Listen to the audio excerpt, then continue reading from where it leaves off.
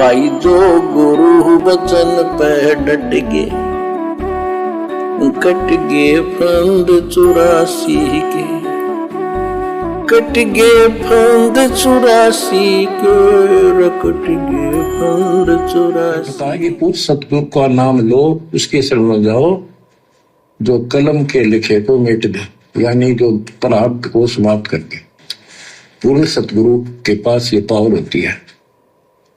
गरीब सतगुरु को कुर्बान जा, कर्म छुड़ाए कोट, जो सतगुरु की निंदा करे, जम तोड़ेंगे ओठ। कितनी अच्छी बात कही है परमात्मा ने कि सतगुरु को सिजदा करूं, यानी दंडवत करूं, जिसने मेरे कर्म छुटाए कोट, और ऐसे सतगुरु की जो निंदा करे फिर उसके यम फोड़ेंगे होठ। होठ सबसे कोमल चीज़ होती है, जहाँ पर जरा सी चोट लग जाए तो सूजन आ जाती है, बहुत दर्द होता है, पीड़ा होती है। तो उन आत्माओं के फिर यम के दूत होठ फोड़ेंगे, यानी जहाँ मर्जी आया वहाँ उनको मुकद्दरों से मारेंगे, पीड़ा देंगे।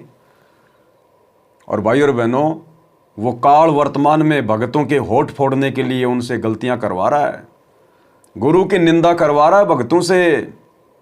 ये काल सूक्ष्म चाल चलता, सूक्ष्म चाल। आमने सामने की लड़ाई नहीं लड़ता ये, क्योंकि ये सामने प्रकट नहीं होता। जो आत्माएं मर्यादा तोड़ देती हैं उनमें प्रवेश करके उनके माध्यम से अन्यों का सत्यानाश करवाता है। तो बरवाला कांड से पहले गुरुदेव के परिवार ने, इन स्टेट कोऑर्डिनेटरों ने, बड़े बड़े सेवादारों ने अच्छे से ज्ञान को ना समझकर गुरु को मानुष मानकर अपनी मर्यादाएं तोड़ रखी थी, जिसका नतीजा निकला बरवाला कांड। और बरवाला कांड के बाद इन लोगों ने गुरुदेव की कितनी निंदा करवाई। बरवाला कांड जैसी घटना को अंजाम दिलवाकर गुरुदेव के परिवार ने, आश्रम मैनेजमेंट ने, इन कोऑर्डिनेटरों ने अपनी मनमानियां की, जजों के खिलाफ पुस्तकें लिखी, जजों को भड़काया, प्रशासन को भड़काया, झूठ सांच बोलने में कोई कसर नहीं छोड़ी कि सतगुरु रामपाल जी तो आश्रम में है ही नहीं, हमने उनको स्वास्थ्य इलाज के लिए बाहर हॉस्पिटल में भेज दिया। खुद गुरुदेव का छोटा भाई ये स्टेटमेंट दे रहा था, जो कह रहा मुझे सार नाम प्राप्त है, सार शब्द प्राप्त है, और इतनी बड़ी बड़ी झूठ बोल रहा था। प्रशासन को भड़काया, उकसाया और ज़बरदस्ती प्रशासन को मजबूर किया आश्रम पर आक्रमण करने के लिए। तो इन लोगों की मनमानी हरकतों के कारण गुरुजी की संसार में बदनामी हुई, जगत में बदनामी हुई, गुरुजी की थूथू हुई। और बरवाला कांड के बाद तो इन्होंने गुरु की निंदा करवाने में कोई कसर छोड़ी नहीं। 2019 में गुरुजी का नाम लेकर पीला पर्चा निकालकर कांग्रेस को वोट डलवाए, कांग्रेस का समर्थन करवाया। तो बीजेपी वाले गुरुजी की निंदा करेंगे या नहीं करेंगे? जबकि हमारे गुरुजी का तो राजनीति से मतलब ही नहीं है। अब 2024 में इन्होंने पीला पर्चा निकालकर गुरुजी का आदेश बताकर काल प्रेरणा से और बीजेपी सरकार का समर्थन करवाया, बीजेपी सरकार को वोट डलवाए। तो बताओ अब वो कांग्रेस वाले गुरुजी को गालियां देंगे या नहीं देंगे? गुरुजी की निंदा चुगली करेंगे या नहीं करेंगे? तो ये है काल की सूक्ष्म चाल। वो इस प्रकार से भगतों को अपने जाल में फंसाता है, मर्यादा तोड़वाता है। तो ये जितने भी हमारे भगत भाई बहन हैं जो गुरुदेव के कलयुगी परिवार के पीछे आंख बंद करके चल रहे हैं, भाई और बहनों, ये सब के सब गुरुदेव की निंदा के दोषी हैं, निंदा के दोषी। और ऐसी आत्माएं फिर पार तो हो नहीं पाती, फिर वो काल के हत्थे चढ़ेंगी और काल फिर गुरु निंदा के दोष के कारण ऐसी आत्माओं के होठ फोड़ेगा, होठ। सतगुरु को सिजदा करूं, जिसने कर्म छुटाए कोट, और ऐसे सतगुरु की जो निंदा करे उसके यम तोड़ेंगे होठ। गरीब अजर अमर सतपुरुष है, सो हम सुकृत सीर, बिन दम देह दयाल जी, जाका नाम कबीर। गरीब सुल्तानी नानक तारे, दादू को उपदेश दिया, जाति जुलाहा भेद न पाया, वो काशी महे कबीर हुआ। गरीब नानक तो निर्भय किया, वह गुरु सत जान, अदले पुरुष पिछानिया, पूर्ण पद निर्वाण। गरीब दादू का पिंजर पड़ा और नानक की दे, इनमें सतगुरु कौन सा हमको बड़ा संदेह। अब क्या बताते हैं कि संत का शरीर रह जाता है, लेकिन वो शरीर सतगुरु नहीं है। जिसको ये शरीर मिला हुआ था, जिसने इतना जब ज्ञान आपको प्राप्त करके दिया, नाम दिया, उसके अंदर जो हंस आत्मा है, रही है, वो है सतगुरु। क्या कहना चाहते हैं परमात्मा? गरीब देही को सतगुरु कहे, यो तो धुंधर ज्ञान। जो केवल इस शरीर को ही सतगुरु मानते हैं, जैसे हमारे गुरुदेव भगवान हमें शरीर में दिखाई देते हैं, असल में गुरुदेव शरीर में नहीं है। उनकी देह, उनका शरीर, उनकी बॉडी आप और हमारी तरह 5 इन तत्वों से मिलकर नहीं बनी है। उनकी तो नूरी देह, नूरी शरीर है, शब्द स्वरूपी अंग हैं। लेकिन हमें समझा रहे हैं परमात्मा कि हमने केवल उस शरीर पर ही आश्रित नहीं रहना, मार खा जाएंगे। हमने सतगुरु को शब्द रूप में मानना पड़ेगा, शब्द रूप में सतगुरु की पूजा करनी पड़ेगी। हम हैं शब्द, शब्द हम माही, और हमसे भिन्न और कछु नाही। ये शब्द तो सतगुरु ने केवल इसलिए धारण किया है ताकि सतगुरु हमें ज्ञान सुना सके, हमें भक्ति प्रदान कर सके, हमें अपनी शरण में ले सके, नाम दीक्षा दे सके। इसलिए इस कबीर परमात्मा को ये चोला धारण करना पड़ा वर्तमान में। अन्यथा कबीर परमेश्वर का कोई शरीर नहीं है, हार्ड चाम की बॉडी नहीं है। वे तो शब्द स्वरूपी राम हैं, वो तो एक शक्ति है। शब्द यानी शक्ति, पावर। तो भाई और बहनों, गुरुदेव ने शब्द, ये शरीर तो केवल हमें ज्ञान समझाने के लिए जो है धारण किया है। और ये ज्ञान तो परमात्मा वैसे भी सुना दे, आकाशवाणी के माध्यम से भी परमात्मा हमें ज्ञान सुना सकता था। लेकिन आप और हम जीवों का इतना सामर्थ्य नहीं है कि हम आकाशवाणी पे विश्वास कर सकें। इसलिए परमात्मा ने शरीर धारण किया ताकि हमें आशीर्वाद भी दे सके और हमें संत रूप में परमात्मा के दर्शनों का लाभ भी मिल सके। कबीरा दर्शन साधु का, मुख पे बसे सुहाग, और दर्शन उन्हीं को होते हैं जिनके पूर्ण भाग। तो हमें हर प्रकार से भक्ति का लाभ देने के लिए परमात्मा ने यह शरीर धारण किया है, नूरी शरीर विदे। तो भाई और बहनों, हमने केवल शरीर के ऊपर ही आसक्त नहीं होना, आश्रित नहीं होना। ठीक है, जब तक गुरुदेव भगवान धरती पर रहेंगे, संत रूप में रहेंगे, जो चोला उन्होंने धारण कर रखा है, जिस चोले में वो रहेंगे, जिस शकल में वो रहेंगे, वो भी हमारे लिए महत्वपूर्ण है। हमने उस शरीर को देख देख के हमारे भाव बनाने, हमारा उनके अंदर वो प्रेम पैदा हो जाए। लेकिन हमने अंततः शरीर पर ही आश्रित नहीं रहना। अगर कल को गुरुदेव भगवान जो मर्जी लीला करके सतलोक जाते हैं, तो हमने फिर पीछे से रोना नहीं है, धोना नहीं है। ये लो जी, गुरुजी तो गए, गुरुजी तो मर गए, गुरुजी तो सतलोक गए। अरे वो तो केवल एक शरीर है जो परमात्मा ने एक चोला धारण किया है। वो सतगुरु की मर्जी, चाहे छोड़ के जाए, चाहे सह शरीर 650 साल पहले की तरह साथ में लेके जाए, वो मालिक की मौज, मालिक की मर्जी, ये तो सबका छूटेगा। हमने असल में उस शक्ति को मानना है जो शब्द है। हमने शब्द रूप में अपने गुरुजी को मानना है।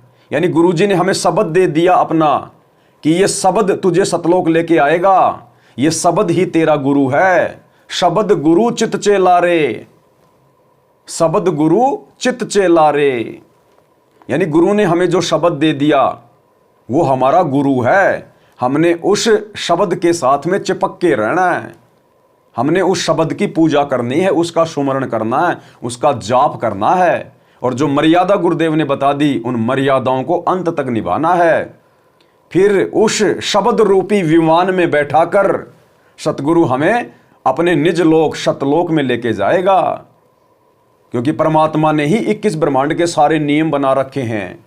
इस काल को तो केवल परमात्मा ने एक राजा के रूप में बैठा रखा, एक नौकर के रूप में, कि तेरे को यहां पर राज करना है। ये 21 ब्रह्मांड भाई और बहनों, परमात्मा ने बताया सतलोक की जेल है। जैसे हमारे देश की जेल है दिल्ली में, तिहाड़ जेल। कोई भी व्यक्ति यदि कोई अपराध करता है, कोई जुर्म करता है, तो उसको सजा देने के लिए तिहाड़ जेल में भेजा जाता है, उसको सुधारने के लिए। इसी प्रकार सतलोक में जो आत्माएं गलतियां करती हैं, उन आत्माओं को सुधारने के लिए, उस गलती की सजा के लिए ये 21 ब्रह्मांड परमात्मा ने एक जेल बना रखी है, और ये जो काल है इसको यहाँ का जेलर बना रखा है। तो ये तो केवल नौकरी करता है परमात्मा की, नौकर है सतगुरु का। आप और हम आत्माओं ने सतलोक में गलती की थी, इस नौकर के ऊपर आस्था कर ली हमने, अपने सतगुरु से आस्था हटा ली। तो परमात्मा ने हमें सजा देने के लिए यहाँ इस नौकर के साथ भेज दिया, इस जेलर के साथ में, और हम अपनी सजा काट रहे हैं। अब बड़े सौभाग्य से भाई और बहनों, कलयुग की पिछली पीढ़ी का समय आ गया, आप और हमारी सजा पूरी होने को आ गई। 10, 15, 20 साल की सजा बती है, बस 10, 15, 20 साल की।